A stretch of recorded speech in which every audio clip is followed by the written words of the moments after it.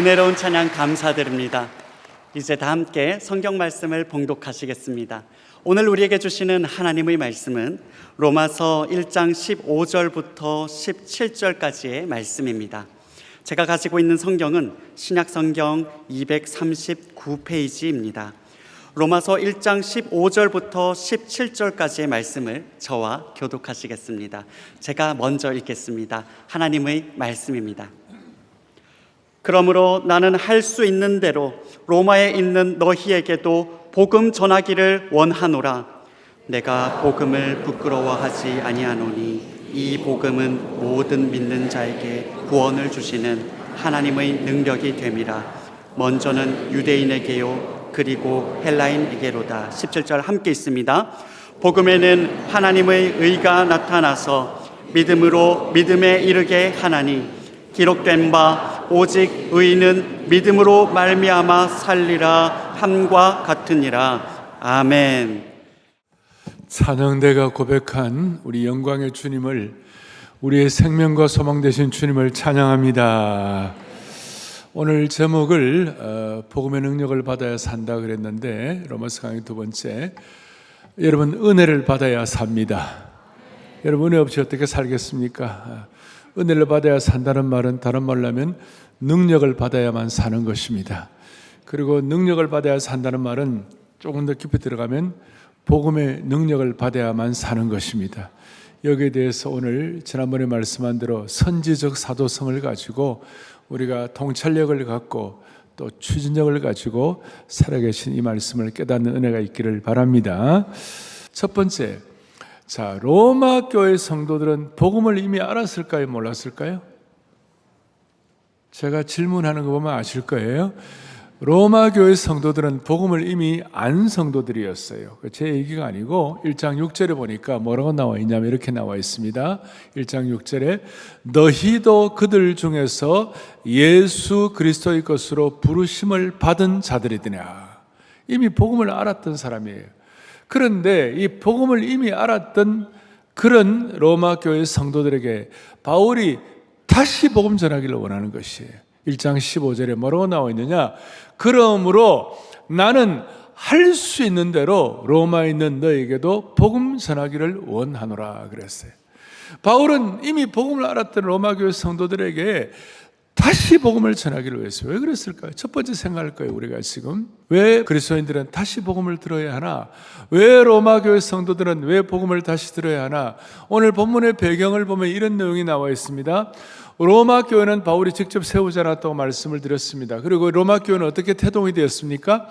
사도행전 2장 10절에 보면 무슨 내용이 나오느냐 하면 오순절 성령 강림의 그 놀랍고도 위대한 사건이 있었을 때에 2장 10절에 부르기아와 밤빌리아, 애굽과 구레네에 가까운 리비아 여러 지방에 사는 사람들과 그 다음에 로마로부터 온 나그네 곧 유대인과 유대교에 들어온 사람들과, 그러니까 그 유대인들은 1년에 한 번씩 예루살렘에 가가지고 이제 오순절을 지키는데, 절기를 지키는데, 6월절이나 이렇게 지키는데 그 중에 로마로부터 온 나그네들이 로마로부터 와가지고 오순절 성령 강림의 은혜를 받고 성령 받아가지고 로마에 가서 교회를 세운 것이에요. 그리고 조금 더 깊이 들어가면 오늘 이 로마에서 교회를 세우고 난 다음에 한 20년쯤 지났어요. 그 20년쯤 지난 사이에 무슨 일이 벌어졌는가? 로마에 있는 성도들의 복음을 듣고 복음을 알고 로마 교회를 세우고 로마 교회 생활을 했는데 20년이 지나면서 이게 희석이 되고 약화가 되고 또 그 당시에 로마가 전 세계 가장 강력한 천조국, 가장 강력한 세계 제국이었기 때문에 로마의 그 문화가, 세속 문화가 굉장히 강했습니다. 그러니까 자기들도 모르게 로마 교회 성도들이 로마서 13장 13절 14절에 오면 이런 내용이 나와 있어요. 낮에와 같이 단성행하고 방탕하거나 술 취하지 말며 음란하거나 호색하지 말, 다투거나 시기하지 말고 14절 다 함께 오직 우리 주 예수 그리스도로 정욕을 위하여 육신의 일을 도모하지 말라. 그러니까 당대의 로마 제국의 그 세속적인 문화가 예수 믿는 사람들께 그대로 임해가지고 보니까 방탕하고 오염되고 그 다음에 좀 성적으로 문제가 많고 특별히 다투거나 시기하는 갈등과 충돌이 있었어요. 무슨 말이냐면 로마 교회는 이제 이 바울이 이 말씀을 쓸 때가 이 로마 교회 세우고 난 다음 몇 년쯤 지났다고요? 20년쯤 지났어요. 그 사이에 무슨 일이 있었는가? AD 49년에 그 클라우디오 황제라고 있어요. 클라우디우스라는 그 발음은 영어로는 그렇게 하는데 사도행전 18장에 오면 이런 내용이 나와 있어요. 뭐라고 하냐면 아굴라라 하는 본도에서 나온 유대인 한 사람을 만나니 클라우디우스 황제가 모든 유대인을 명하여 로마에서 떠나라 한 고로 그가 그의 아내 브리스길라와 함께 이달리아로부터 새로 온지라. 이달리아는 오늘날 말하면 어디예요? 이탈리아로부터 왔다 했어요. 왜냐하면 AD 49년에 클라우디오라는 황제가 로마에 있는 유대인 추방령을 내린 거예요.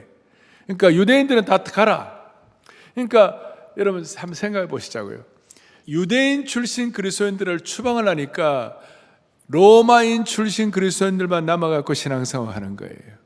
그러다가 다시 한 5년쯤 지나가지고 추방 내렸던 그 유대인 출신 그리스도인들을 다시 로마로 가게 됐어요. 그래갖고 오늘 여기는 이탈리아의 브리스길라와 아굴라 고린도에 가가지고 바울을 만났거든요.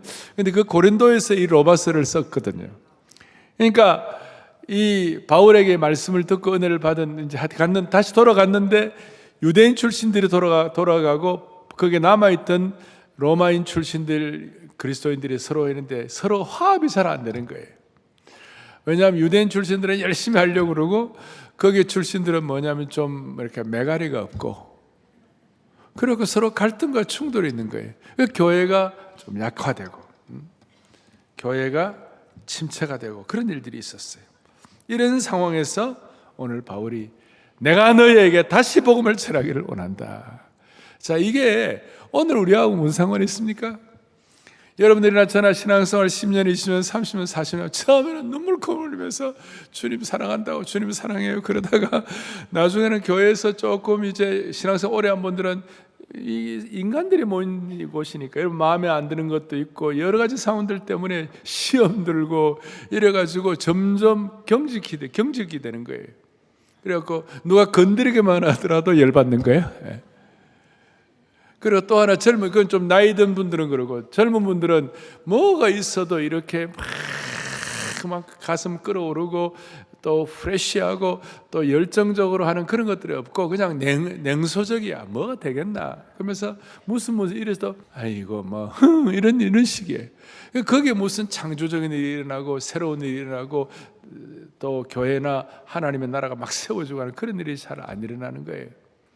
그래서 오늘 시대에도 복음의 능력을 그냥 껍데기로만 아는 종교인들이 많은 거예요. 제가 교회 안에 명목상의 그리스도인들이 많다. 그래서 제가 교회 안에는 명목상의 그리스도인은 뭐냐면 교회 안에는 있지만 복음 안에는 없는 분들이 오늘 한국 교회 안에 많이 있다 이 말이에요. 오늘 여러분들은 교회 안에도 있고 복음 안에도 있기를 바라는 것이에요. 그런데 교회 안에는 있지만 복음 안에는 없는 분들이 있기 때문에 오늘날 교회가 다시 복음을 들어야 한다. 어떻습니까? 다시 복음을 들어야 한다. 그렇다면 복음의 핵심이 무엇인가? 복음이 무엇인가? 그랬을 때 우리는 흔히들 복음은 예수 그리스도의 십자가 죽음 부활로 말미암은 구원이다. 우리가 다 알고 있어요. 옛날에는 이런 내용들을 가지고 설명을 하면 사형리라든지 이런 걸 하면 웬만하면 하면 다 구원받고 하나님 앞에 예수님 영접하고 그랬어요. 근데 요즘은 다 무뎌가지고 어디서 듣도 보도 이상한 인포메이션을 잘못 들어가지고 머리가 오염돼가지고 이런 복음의 내용을 설명을 해도 감동이 없는 거예요. 와닿지가 않는 거예요. 서구 사회는 2000년 내려오는 기독교 문화라는 게 있는데 우리 한국이나 아시아 같은 경우는 이방 나라 아닙니까? 소위 페이건 소사이어티. 우리는 무속, 불교, 그 다음에 무슨 유교 이런 여러 가지들이 있어가지고 오늘 우리에게 이런 복음의 어떤 이런 내용들이 전해지더라도 이게 막 마음에 와 닿지 않는 거예요.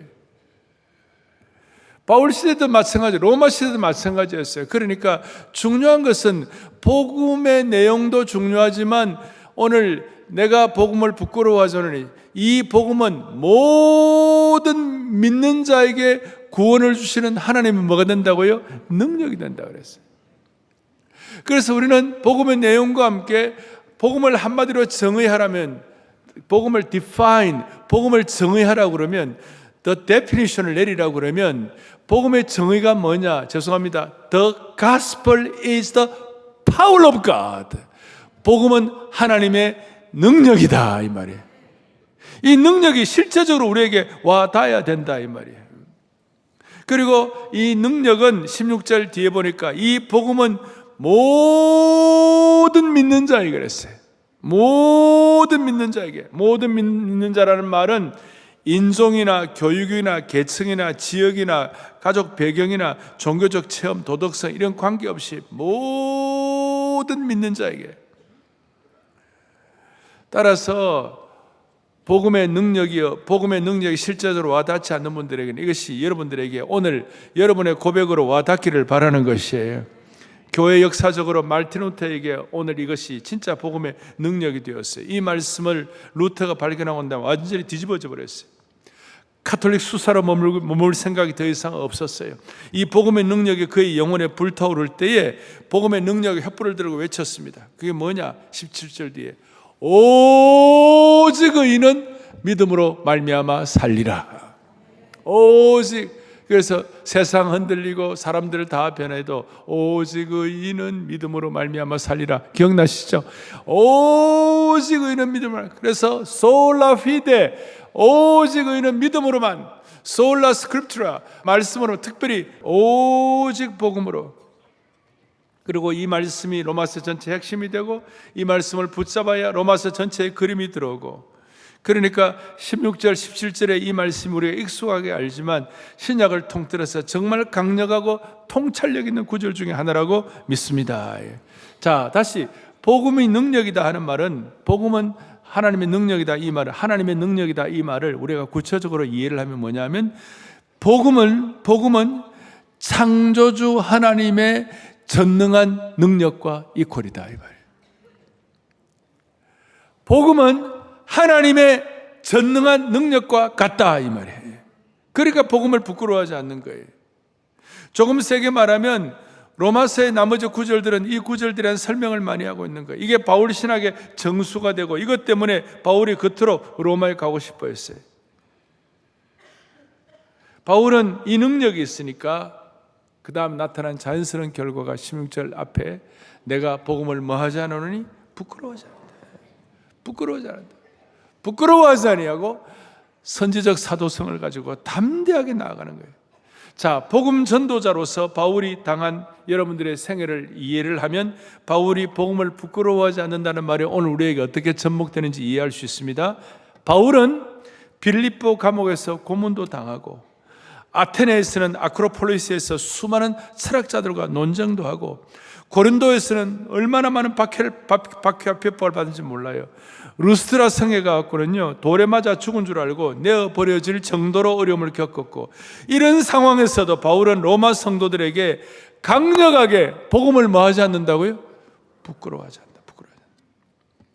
여러분, 로마는 당대 최대의 제국이었고 황제 숭배의 본향이었으며 높은 수준의 철학과 인문학과 음악의 도시였고 지적 우월감의 본산지였습니다. 가장 강력한 권력과 힘, 전쟁의 HQ, 헤드쿼터, 본부였어요. 그 시대의 천조국이었어요. 모든 길은 오죽하면 로마로 통한다고 그랬겠어요. 위대한 도시였어요. 그 가운데서도 바울은 사람들의 눈앞에서 복음을 부끄러워하지 않았어요. 나중에 죄수복을 입고 로마로 갈 때도 그 복음을 부끄러워하지 않고 담대하게 복음을 전한 줄을 확신합니다. 왜 부끄러워하지 않았을까요? 왜 죄수복을 입고도 바울은 약해지지 않았을까요? 이유가 뭐예요? 복음 안에는 세상 사람들이 알지 못하는 강력한 능력이 있기 때문에. 로마에 있는 사람들이 얼마나 지적으로 우월하든 얼마나 똑똑하든 얼마나 대단하든 상관이 없다. 복음은 능력이 있기 때문에. 자, 그래서 부끄러워하지 아니하고, 그 다음에 복음을 부끄러워하는 이유 중에 하나가 복음은 우리에게 구원을 주시는 능력이 있다. 구원을 주는 능력이 있다. 여러분, 과학으로도 타 종교로도 도덕으로도 교육으로도 철학으로도 어떤 것으로도 인간을 죄에서 구원할 수가 없는 것입니다. 제가 이 구원을 내가 우리 다 안다 그러지만 이 구원의 의미는 우리가 구원받는다 이 정도가 아니라 이 구원의 의미는 현재의 삶의 능력을 주고 우리의 미래는 선지적 사도성을 가지고 살아갈 수 있도록 만드는 것이 이 구원 안에 포함되는 것입니다. 조금 더 깊이 들어가면 여러분 우리 기독교에만 천국과 지옥의 문제를 확고하게 얘기합니다. 뭐 타종교도 얘기하는 것 좀 있기는 하지만 우리는 여기에 대해서 강력하게 얘기합니다. 왜냐하면 복음은 구원을 주시는 하나님의 능력임을 믿기 때문에. 타 종교는 여기에 대한 해답이 없기 때문에 나중에는 침묵해버리는 것이. 우리는 복음을 통하여 확실한 구원의 능력을 믿습니다 이 말이에요.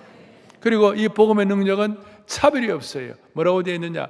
헬라인에게 또 유대 16절 뒤에 보니까 먼저는 유대인에게요. 그리고 헬라인에게로다. 무슨 말이냐? 헬라인은 이방인을 통칭해서 말하는 것이요.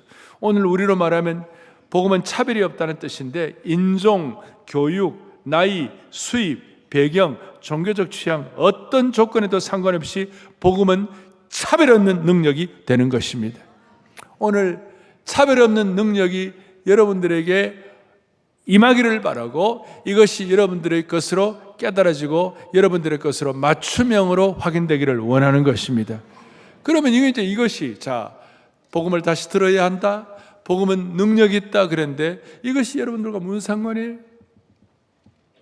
오늘 이 내용이 여러분들의 복음이 되어야 되는 것이에요. 저뿐만 아니라 여러분들 각자의 복음이 되어야 되는 것이에요. 무슨 말이냐면 오늘 바울이 복음을 설명할 때 로마서 1장 1절에 뭐라고 얘기하느냐 이렇게 얘기해요. 이 복음을 하나님의 복음이다 그렇게 얘기해요.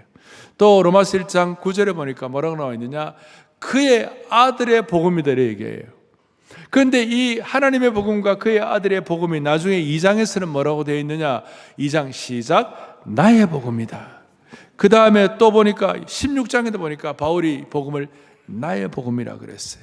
그러니 오늘 사랑하는 형제자매 여러분, 오늘 이 말씀을 듣는 모든 성도들 여러분, 구원을 주시는 하나님의 능력 있는 복음이 할아버지 복음이 아니고 우리 순장님의 복음이 아니고 우리 어떤 중직자의 복음이 아니고 목사의 복음이 아니고 여러분의 복음이 되기를 원하는 것이에요.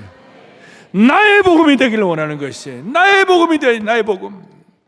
그의 아들의 복음, 그 다음에 하나님의 복음만 끝나면 안 되고 이것이 나의 복음.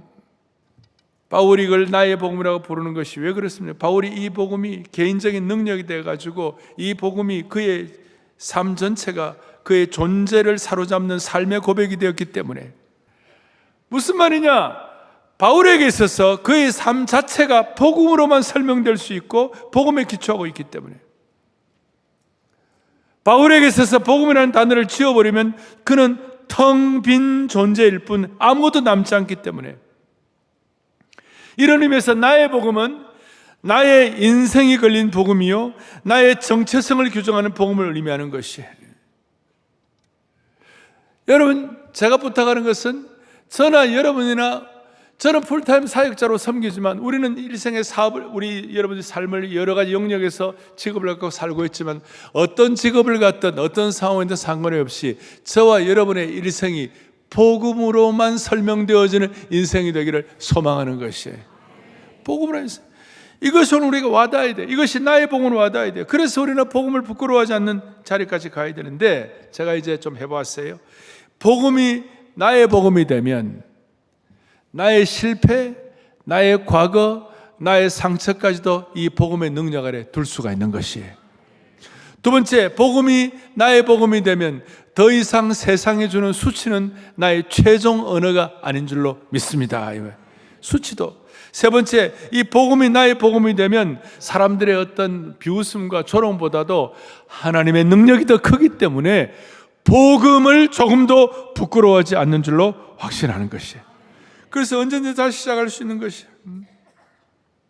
나의 복음으로 부부싸움을 가열차게 하더라도 복음이 나의 복음이 되면 다시 이해하고 다시 회복하고 다시 시작할 수가 있는 것이에요. 복음이 나의 복음이라는 뜻이 이런 뜻이에요. 다시요. 이 복음이 엄마의 복음이 아니에요. 이 복음이 아버지의 복음이 아니에요. 이 복음이 할아버지의 복음이 아니에요. 우리 믿음 좋은 분들의 복음만이 아니에요. 이 복음이 나의 복음이 되기를 원하는 것이에요. 이것 때문에 여러분 정체성이 어떻게 되느냐? 여러분들 앞으로 이메일 번호를 이렇게 봐요. thegospel.org thegospel.kim.org the gospel 박.com 이렇게. 저는 이 말씀을 준비하면서 바울이 이 복음을 나의 복음이라고 불렀던 이 사실, 하나님의 복음, 그리스도의 복음인데 이게 나의 복음으로 불렀다는 이 사실 때문에 가슴이 너무 떨렸어요. 가슴 떨렸어요. 사랑하는 형제자매 여러분, 오늘 우리가 바울처럼 나의 복음으로 부를 수 있기를 바라는 것이에요. 여러분과 저에게 복음이 뭡니까?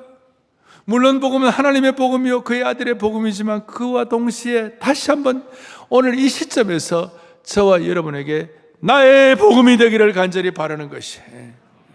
그리고 우리 모두는 이 나의 복음으로 무장하고 로마서의 산을 올라가기를 원하는 것이에요. 고봉으로 올라가야 되는 것이에요. 나의 복음으로 한 사람 한 사람, 사랑의 교회 안에 한국교회 성도들이 이 복음을 나의 복음으로 무장하고 고백할 수, 한 분 한 분이 고백할 수 있다면 한국교회는 소망이 있는 것이요.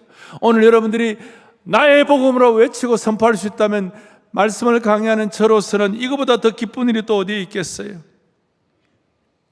그러니까 이 복음이, 이 나의 복음으로 고백하는 그 순간 무슨 일이 벌어요? 나의 정체성이 확인되는 것이에요. 우리가 아까 말한 대로 나의 복음이 되면 더 이상 세상에 주는 수치와 나의 과거, 나의 상처 다 복음 안에 두기 때문에 여러분의 정체성이 복음 안에 있는 것이에요. 그러니까 우리는 세상이 나를 판단하는 것이 중요한 것이 아니라 피의 복음이 나를 판단해야 되는 것이에요. 그래서 복음적 그리스도인들이라는 것은 주님이 나를 판단하시기 때문에 어떻게 보면 세상적으로 우리는 실패자가 있을 수가 없는 것이에요. 복음 때문에. 우리 모두는 우리의 삶의 현장에서 나의 복음이라는 목걸이를 걸 수 있기를 원합니다. 수많은 여성들이 값진 보석으로 만든 명품 목걸이를 목에 걸고 다니는 것을 자랑으로 생각합니다. 그런데 저와 여러분은 나의 복음이라는 목걸이를 그 명품 목걸이보다 더 큰 자랑으로 당당히 드러내기를 소망합니다. 그리고 바울은 나는 이 십자가 이 복음 외에는 아무것도 알지 않기로 작정했다. 그 이유는 십자가의 복음이 바울의 정체성을 완전히 바꾸는 능력이 되었기 때문에 그런 줄로 믿습니다. 따라서 바울 빼기 바울 마이너스 복음은 뭐가 되는 거예요? nothing이에요. 바울 마이너스 복음은 제로가 되는 것이에요. 오늘 여러분들의 이름, 여러분들의 땡땡땡 빼기 그 다음에 복음은 제로가 돼야 되는데 안 그런 사람들이 너무 많아. 땡땡땡 빼기 복음이 너무 많아요. 너무 많아. 여러분의 이름 빼기 복음이 새로운 인생이 되기를 원하는 것이에요. 이거는요 어떻게 보면 압도적이에요. 어떻게 보면 아주 무시무시한 방정식이에요. 바울의 복음, 바울이 만든 복음 방정식으로 난 다른 거 외에는 알기를 원치 않다 그랬으니까 기본적으로 오늘 이 말씀을 듣는 저와 여러분 모두는 강력한 복음 방정식의 은혜가 우리에게 있기를 원하는 것이에요. 오늘 저와 여러분들은 복음으로만 우리가 판단받기를 바라고 우리의 정체성은 복음을 통해서 선포되기를 바라고 우리의 정체성은 복음으로 평가가 되기를 원하는 것입니다. 그런 차원에서 우리는 실패자가 없는 것입니다. 나의 복음으로 다시 무장하는 은혜가 있기를 소망합니다. 그러면 저는 복음 다시 들어야 되고 또 뭘 말씀을 드렸습니까? 복음은 능력이고 그리고 이 복음이 나의 복음이 되어야 될 때 이럴 때 나타나는 결과와 현상이 있습니다. 어떤 현상이 있습니까? 오늘 본문에 보니까 실제 능력이 나타났는데 로마서 1장 15절, 16절에 17절에 이 복음의 능력에 대한 내용이 다시 한번 능력에 대한 복음의 능력이라고 그랬어요. 로마서 15장 18절 19절에 이와 같이 다시 한번 설명이 되고 있는데, 로마서 15장 18절에 보겠습니다. 그리스도께서 이방인들을 순종하기 위하여, 오늘 저와 여러분들이 이 말씀을 깨닫도록 바울을 통하여 우리에게 역사하신 것, 능력으로 나타난 것 외에는 내가 감히 말하지 아니하노라.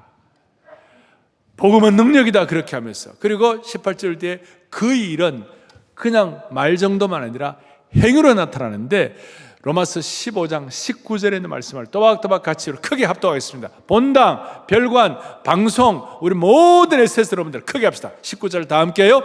표적과 기사의 능력으로, 성령의 능력으로 이루어졌으며, 그리하여 내가 예루살렘으로부터 두루 행하여 일루리곤까지 그리스도의 복음을 편만하게 전하였노라. 아멘. 바울에게서 복음 빼면 아무 제로인데, 바울에게 있어서 복음의 능력으로 나타나가지고 그것이 말과 특별히 행위로, 표적과 기사와 능력으로, 성령의 능력으로 이것이 온 땅에 펼쳐지게 되는데, 소아시아 지역뿐만 아니라 동부 유럽, 유럽까지 줘서 일루리고는 지금 알바니아 그까지 이것이 편만하게 펼쳐졌노라. 할렐루야. 복음의 능력이 있다는 것이, 표적과 기사와 능력을 통하여 성령의 능력으로 복음이 편만하게 오늘 이 자리까지 펼쳐진 줄로 믿습니다. 예수님께서는 항상 얘기할 때 예수님의 사역은 능력이 같이 따라간다. 마태복음 12장에 뭐라고 말씀하시냐, 이렇게 말씀하시죠. 그의 능력, 주님 말씀한 능력 가운데 내가 하나님의 성령을 힘입어 귀신을 쫓아내는 것이면 하나님의 나라가 이미 너에게 임하였느니라. 실질적으로 삶의 현장 가운데 귀신 들린 자가 쫓겨나는 역사가 일어나게 되는 것입니다.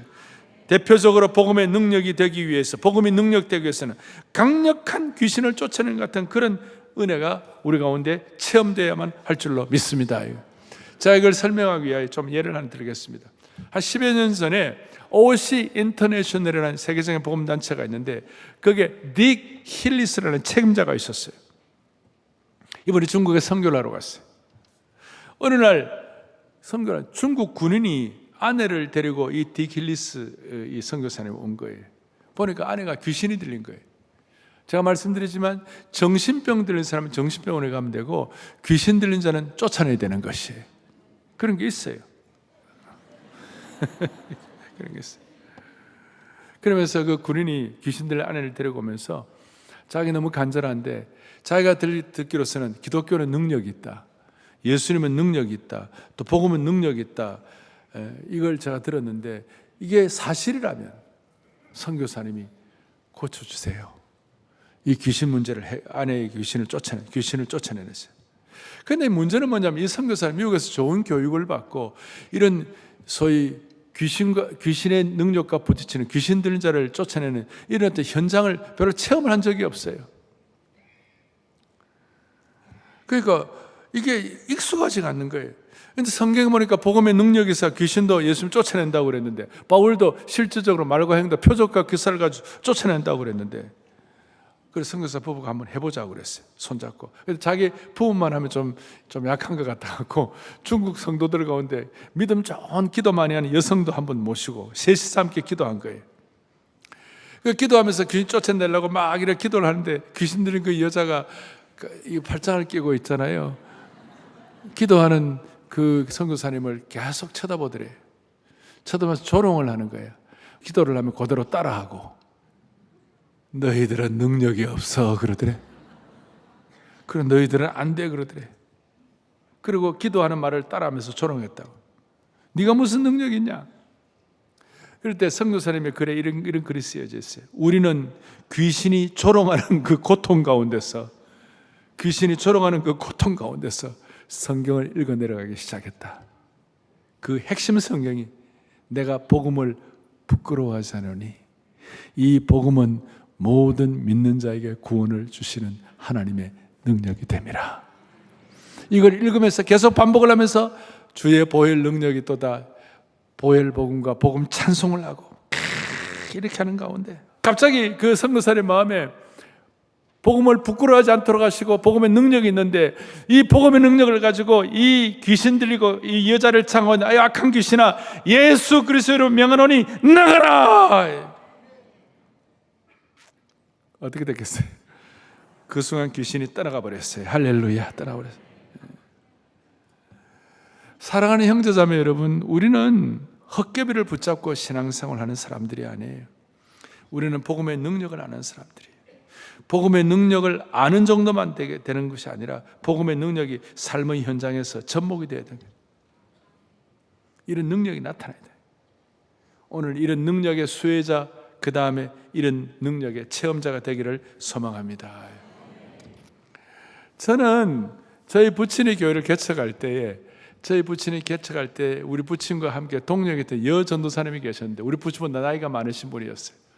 그 여전도사님 이름이 설한 전도사님이라는 분인데, 그 당시에 저 부산 쪽에서는 아주 귀신 쫓아내는 은사가 있는 전도사님이었어요. 그 주일 저녁이나 수요일 저녁만 되면요, 교회 뒤에, 그때 교회가 초라한 교회니 개척 교회니까 세면바닥 위에 돗자리 깔고 예배드리고 그러는데, 그 뒤에 있잖아요, 꼭 귀신 들린 사람이 2명 3명씩 와서 앉아 있는 거예요. 그 설전도사님이 이제 같이 귀신 쫓아내는 기도를 하는데, 저보고 현이 와라. 제가 중학교 2학년 3학년 현이 와라. 그리고 이제 현이 와서 같이 기도하자. 그런데 이제 옆에 저 밖에서 또 돌아다니는 고2, 고3 형들이 있어요. 고3 형들도 데리고 와라.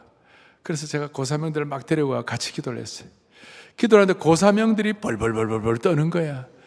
막 기도하는데 고3 형 왜 떨어? 그러니까, 야, 내가 듣기로서는 그 고3 형들이 하는 얘기예요.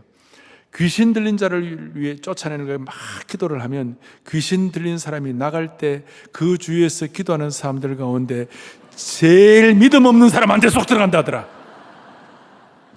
제일 믿음 없는 사람들. 아이고, 그러면서 벌벌 떠는, 내가 알거든. 그 형들 엄마한테 거짓말해가지고 돈 타내가지고 뭐 다른 거 뭐 하고 뭐 여자들 꼬문이 따라다니고 뭐 내가 다 알거든. 능력이 없는 거야. 벌벌벌 떠는 거야. 그런데 나는 지금도 기억해요. 그 이제 설한 전사님 나중에 미국 가셔갖고도 이건 사역을 하셨는데, 그분이 나가는 교회에 제가 산호세, 그 당시에 제일 침략교회라고 큰 집회를 하는데, 산호세에서 오는데 막 강단에 가서, 제가요 한때는 집회를 잘했어요. 아실란가 몰라요. 40대 초반 중반에 막 어마어마하게 사람들, 그 설전사님이 와가지고 나한테, 목사, 옛날 능력이 나왔네. 이거 하나님의 나라는 말이 있지 않고 능력이 있는 거예요. 여러분, 우리는 복음은 나의 복음이 되어야 되고, 복음은 하나님의 능력이 되어야 되는 것이에요. 하나님 능력.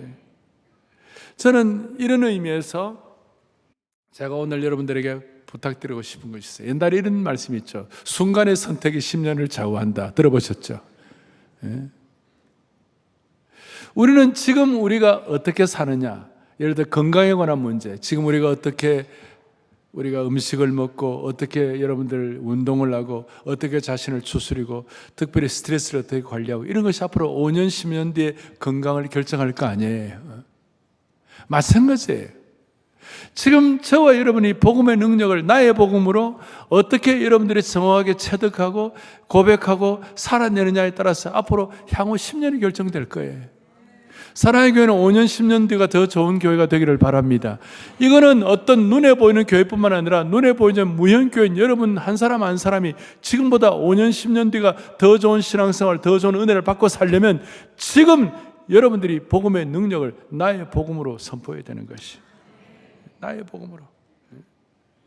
이 복음을 부끄러워하지 말아야 되는 것이, 이 복음 앞에 우리는 경직되거나 이 복음 앞에 냉소를 짓거나 이런 게 아니고, 정리를 하십시다.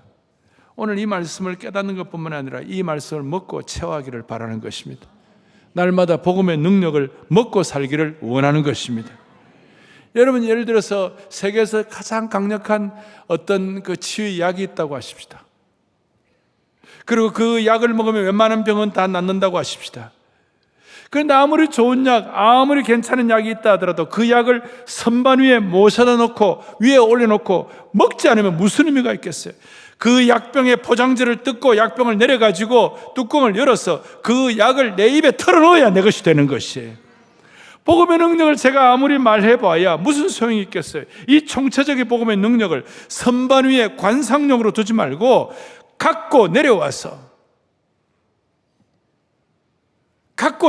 여러분의 것이 되어야만 하는 것이에요. 이것이 여러분들에게 말로만 들려지지 않기를 원하는 것이에요. 이거 실제적인 사건인데, 그러니까 복음의 지식이 복음의 실제적인 사건으로, 복음의 교리가 실제적인 체험으로 선반 위에 있는 이것이 우리의 심장 속으로 옮겨져야 되는 것이에요. 선반 신앙이란 것은, 선반 위의 신앙이란 것은 오늘 이 설교를 들었으니까 됐다라고 여기는 정도, 마음의 감동을 받았으니까 충분하다 그 정도, 이런 것은 복음을 선반 위에 두는 것을 똑같아요. 복음을 인정은 하지만 복음의 통치는 받지 않겠다. 이것은 약을 먹지 않는 것이, 말씀을 듣지만 말씀을 순종하지 않는 것은 선반 위의 신앙의 핵심이에요. 성경은 말씀을 듣기만 하고 행하지 않는 것을 자기 기만이라고, 야고보서 1장 22절에 너희는 말씀을 행하는 자가 되고 듣기만 하여 자신을 속이고 기만하지 말라. 오늘 이 복음이 선반 위의 복음이 되지 않기를 바라는 것이에요. 이게 나의 복음으로. 그래서 이 여러분들 젊은이들 가운데 내가 복음을 듣고 복음을 믿긴 하겠지만 내가 어떤 신앙의 기준선을 놓고 그 선을 넘어서는 난 안 하겠다, 이렇게 하면, 경계선을 안 넘어가려고 하면, 복음의 능력의 경계선을 딱 넘어가지 않으려고 하면 이것이 삶의 복음으로는 이것이 체화되지 않는 거예요. 그래서 제가 써놓았어요. 뭐라고 써놨냐? 선반 신앙에서 뭐예요? 나의 복음이 돼. 선을 끊어놓은 복음에서 나의 복음이 되어야 되는 거예요. 그래서 여러분 저를 한번 따라하겠습니다. 실제로 선반 신앙에서 나의 복음으로, 선반 신앙에서 심장 신앙으로, 할렐루야. 복음은 지금도 우리를 극복시켜 준 능력이 있는 것입니다. 말할 수 없는 주의 크신 복음은 갈보리 십자가, 놀라운 능력이 내게 임했네. 아멘. 놀라운 치유가 내게 임했네. 내가 매일 십자가 앞에 더 가까이 가오니 구세주에 흘린 보혈 피로서 나를 정케 하시고 새롭게 하여 주옵소서. 주의 음성을 내가 들으니 사랑하는 말일세. 주의 복음을 내가 들으니 사랑하는 말일세. 믿는 마음으로 주께 가오니 이것이 나의 복음이 되게 하여 주시옵시고, 선반 신앙에서 심장 신앙이 되게 하여 주옵소서. 이것이 현재 실체적인 능력으로 나타나게 하여 주옵소서. 가슴에 손을 얹고 기도하겠습니다. 자비로우신 하나님 아버지, 감사합니다. 로마서의 말씀을 듣게 하신 주님을 찬양합니다.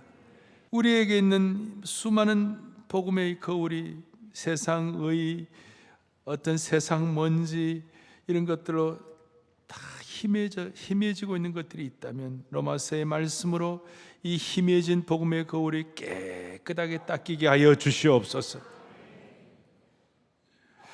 복음은 우리를 침체와 쇠퇴와 갈등과 충돌에서 다시 일으키시는 하나님의 전능하신 능력인 줄로 믿사오니, 오늘 이 말씀을 통하여 다시 한번 우리를 살려주시옵소서.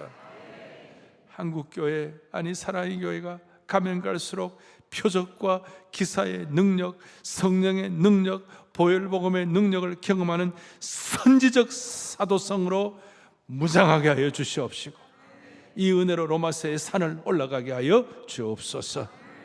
우리에게 있는 무력한 선반 신앙이 있다면 깨어나서 나의 복음으로 가슴이 쿵쿵 뛰는 강력한 심장 신앙으로 변화되게 하여 주시길 원하옵고, 우리 주 예수 그리스도 이름으로 간절히 기도 올리옵나이다. 아멘.